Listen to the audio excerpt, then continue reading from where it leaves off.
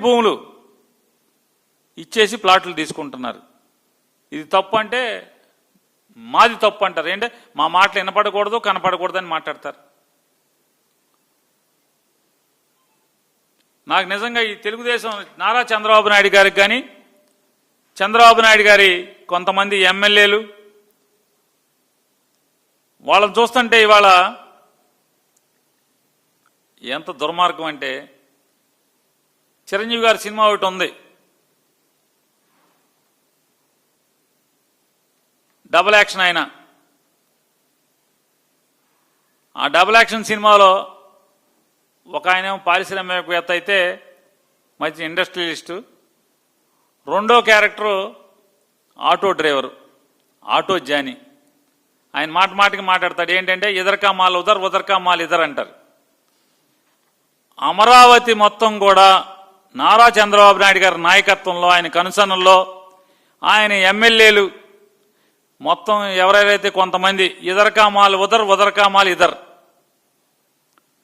అమరావతిలో ఎర్రమట్టి కావాలి, అది ఎక్కడెక్కడ ఉంది, ఎర్రమట్టి ఎక్కడెక్కడ ఉంది, బెజవాడ చుట్టుపక్కలంతా ఎర్రమట్టి ఉంది, నూజివీడి దగ్గర అంతా ఎర్రమట్టి ఉంది, ఏలూరు దగ్గర అంతా ఎర్రమట్టి ఉంది. ఆ ఎర్రమట్టి రూపాయి ఎక్కడ పర్మిషన్ ఉండదు, మైనింగ్ పర్మిషన్ ఉండదు, ఏముండదు. అక్కడి నుంచి టిప్పర్లు ఇక్కడికి ఎర్రమట్టి తీసుకుని ఇక్కడికి వచ్చేస్తాయి అమరావతిలోకి, ఇది ఇమ్మరిస్తాయి.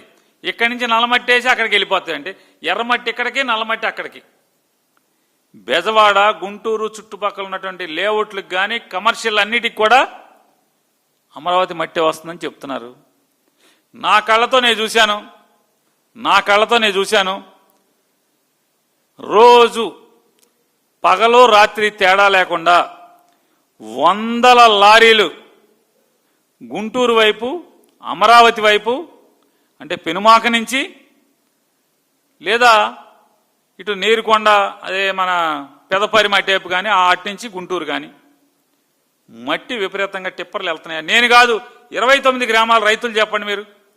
లారీలు మోత కింద వెళ్తున్నాయా, టిప్పర్లు మట్టి లారీలు వెళ్తలేదా? అంత వ్యాపారం మట్టి వ్యాపారమే కదా. రోజు సుమారుగా 1000 టిప్పర్లు, ఈయన పక్షంలో 1000 టిప్పర్ల మట్టి వెళ్తుందని చెప్తున్నారు. ఇంకా వెళ్తాయి. ఎర్రమట్టి లోపలికి, లోపల మట్టి పైకి బయటికి. ఇదర్కా మాల్ ఉదర్ ఉదర్కా మాల్ ఇదర్. అందరూ ఆటో జానీలే.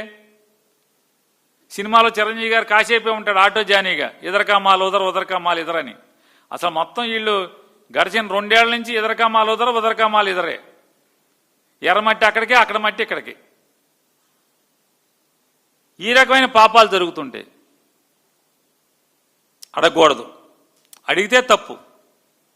చంద్రబాబు నాయుడు గారి మౌఖిక ఆదేశాలతో ఈ తప్పుడు వ్యాపారం జరుగుతుందా, జరగట్లేదా అంటే తప్ప, ఎత్తి చూపితే తప్ప.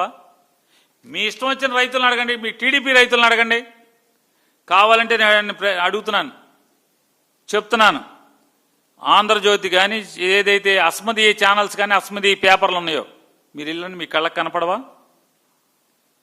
మొత్తం మట్టి లూటి, అమరావతిలో ఉన్నటువంటి మట్టి మొత్తం లూటి అవుతుందా లేదా? ఎవరు కుబేర్లు అవుతున్నారు?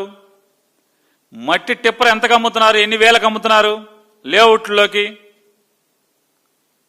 ఇది చూపిస్తే తప్ప.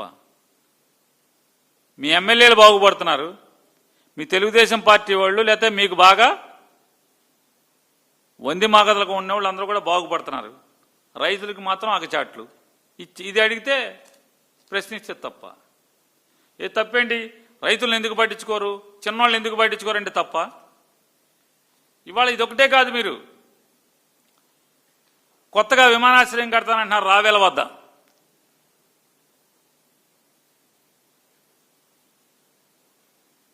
రావెల్ అనే ఊరు దగ్గర అంతర్జాతీయ విమానాశ్రయం కడతానని మీరు చెప్తున్నారు. మరి ఆ రావెల్ దగ్గర అంతర్జాతీయ విమానాశ్రయం కడితే గన్నవరం విమానాశ్రయం ఏంటి పరిస్థితి? మరి గన్నవరం విమానాశ్రయం గురించి అసలు మీకు ప్లానింగ్లోనే లేకపోతే ముందే మరి గన్నవరం అంతర్జాతీయ విమానాశ్రయానికి ఎక్స్పాన్షన్ కోసం కేసరపల్లి, బుద్ధవరం, అజరంపొడి, చిన్నవటుపల్లి, అల్లాపురం ఈ గ్రామాల్లో సుమారుగా 700 ఎకరాల భూమి ఎందుకు తీసుకున్నారు మీరు? 700 ఎకరాల భూమి తీసుకుని వాళ్ళందరికీ ఏమని